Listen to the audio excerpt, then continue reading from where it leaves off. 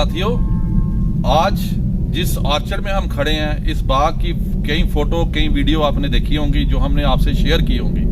वो इसलिए ये वो जगह है जहां पर हमने रीजुविनेशन का कार्य शुरू किया था।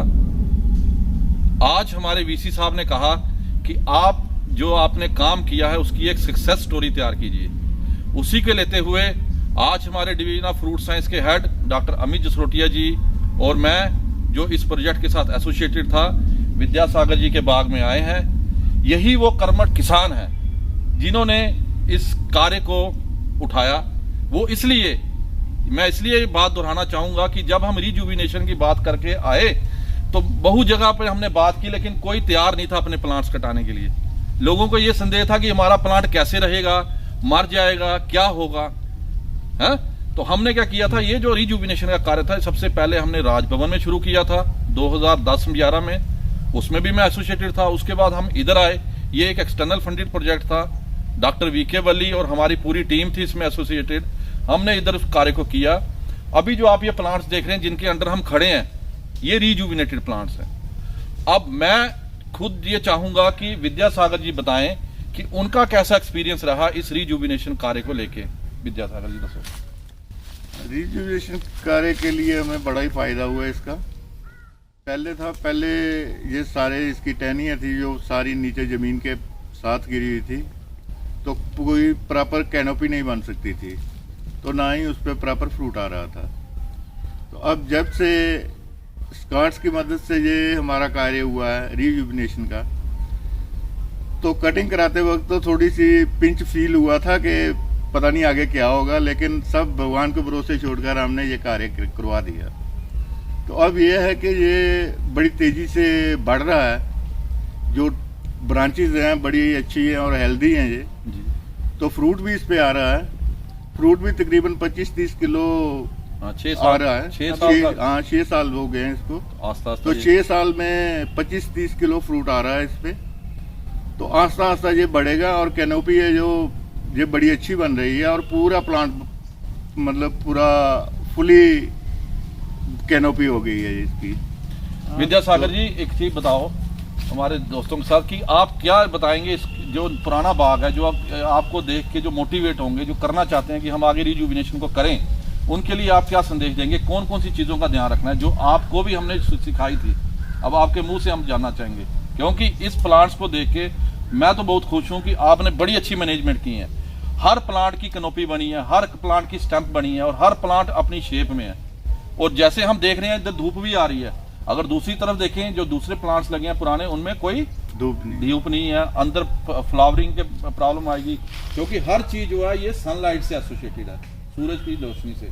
तो मैं अब ये चाहूंगा कि आप बताइए कि कौन कौन सी चीजों का खास ध्यान रखना है। इनमें पहले ये है कि पहले तो नीचे सबसे पहले तो नीचे हमें यो इसका दौर होता है, बेसन जी जी बेसिन होता है यो जी।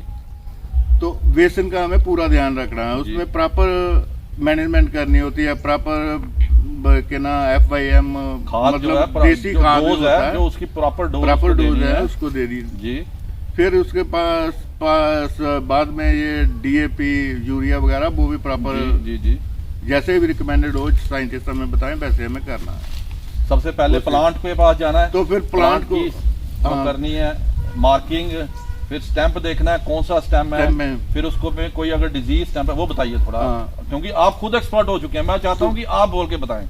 तो ये स्टेम हमें स्टेम सब पूरी देखना है, पूरे प्लांट को देखना है। और जो भी स्टेम हमें खराब लगे, जिसमें कोई बोरर आ जाए या जिसमें बोरर होता है जो जिससे गूंद थोड़ा निकले जी। गूंद जब निकलना शुरू होता है तो वो प्लांट मतलब सूख जाती है टहनी, तो उस हमें पहले ही पीछे से काट देना है। तो उसके बाद और कोई जो अफेक्टेड हो उसको भी हमें पूरा मैनेजमेंट करना है, पूरा मतलब सही तरीके से करना है। काटने के बाद एक बहुत इंपॉर्टेंट ऑपरेशन कराते थे, आपको याद होगा? हाँ, वो नीला थोथा उसकी जो पेस्ट लगानी है। हाँ, उसका रीजन ये है कि नीला थोथा, ये आपको मैं हर जगह बताता हूँ कि जो भी आप प्लांट काटो उसके ऊपर आप पेस्ट लगाओ कॉपर ऑक्सीक्लोराइड की। उसका कारण ये है कि कॉपर ऑक्सीक्लोराइड जो है ये फंगस या कोई उधर जब सैप निकलता है तो उसके ऊपर बीमारी आ सकती है, वो उसको करके वो उसको डैमेज कर सकती है, सूख सकती है वो चीज। तो उसके लिए हमें चाहिए कि हम उसके ऊपर नीले थोथे का पेस्ट जरूर लगाएं। ठीक है। और तीसरी बात जो मैं आपको ये बताऊंगा कि जब आपका ये प्लांट तैयार हो गया, जब आपने इसके स्टेम्स देख लिए तीनों साइड से, तो 2.5 से 3 मीटर के ऊपर आपने इसको काटना है ताकि ये आपकी अप्रोच में रहे। जब आम के पुराने प्लांट देखेंगे उसके ऊपर पहुंचना बड़ा मुश्किल है, लेकिन ये देखिए इन प्लांट्स को अगर आप नजर घुमा के देखें तो इन प्लांट्स के ऊपर हार्वेस्टिंग करना भी दिक्कत नहीं है जी। बहुत बढ़िया जी। अच्छा विद्यासागर जी, क्या जो प्रयास हमारी यूनिवर्सिटी स्कॉस्ट जम्मू ने किया, क्या आप इस प्रयास से संतुष्ट हैं कि आपके जो पौधे इतने पुराने थे, 50-60 साल पुराने, वो अब एक अच्छी आकार जो है वो ले चुके हैं, और जैसा कि आपने बताया कि वो इस वक्त पैदावार भी जो है ज़्यादा नहीं तो 25-30 किलो एक प्रति पौधे में आ रही है, तो आप क्या इस प्रयास से संतुष्ट हैं? हम बिल्कुल संतुष्ट हैं इस प्रयास से, क्योंकि हमारे पुराने पेड़ थे उन पे इतना फल नहीं आता था, क्योंकि फल तो आता था लेकिन कुछ तो बहुत ऊपर था। जी जी जी जी। उसको पिकअप नहीं करना पड़ता, मतलब पिकअप नहीं होता था, वो तोड़ाया ही नहीं जाता था। हार्वेस्टिंग में प्रॉब्लम आती थी जी। और जो नीचे था वो मिलता नहीं था, क्योंकि पक्षी वगैरह कुछ खा जाते थे। तो इसलिए अब विद्यासागर जी, अब मैं ये चाहूंगा कि मुझे एक बहुत खास चीज दिमाग में आ गई कि जब आपका हमने रिजुविनेट किया था बाग, तो आपने जो अंदर की ये स्पेस थी इसमें आपने कुछ इंटरवेंशन की थी। वो मैं इसलिए बताना जरूरी समझ रहा हूं कि आज हम बात करते हैं कि इनकम आनी चाहिए। हमारे पास जितनी जमीन है अगर हम उससे मैक्सिमम लेंगे तभी ना इनकम बढ़ेगी, तभी किसान को अच्छी इनकम मिलेगी। जब बाग डेंस था तो उसमें हम अंदर कुछ नहीं लगा सकते थे क्योंकि रोशनी नहीं थी। अब रिजुविनेशन करने से अंदर की स्पेस इनके पास तैयार हो गई थी। वहां पर विद्यासागर जी ने कुछ इंटरवेंशंस की थी, वो वेजिटेबल्स की। मैं चाहूंगा ये अपने मुंह से बताएं कैसे इन्होंने इस जगह को वेजिटेबल और फ्लावर के लिए यूज किया जी। तो यहाँ हमने वेजिटेबल्स लगाई थी, करेला वगैरह लगाया था, करेला कद्दू लगाए थे, तो फ्लावर लगाए थे जी। तो उससे ये डबल बेनिफिट हो जाता है, एक तो प्लांट हमारा चलता रहा, दूसरी तरफ सब्जी भी हमें आती रही, क्रॉप कैश है वो हमें मिलता रहा जी। तो इससे किसान को बड़ा फायदा होता है।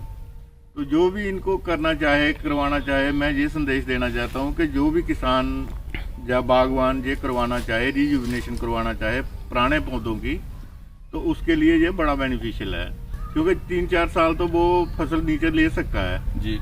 जब तक भी उसमें छाया नहीं आती है जी जी, मतलब धूप रहती है नीचे जमीन पे, तो वो कोई भी फसल नीचे उगा सकता है एडिशनल इनकम के लिए जी जी। तो वो कोई भी कैश क्रॉप उगा सकता है। चलो जी, थैंक यू, बहुत बहुत धन्यवाद।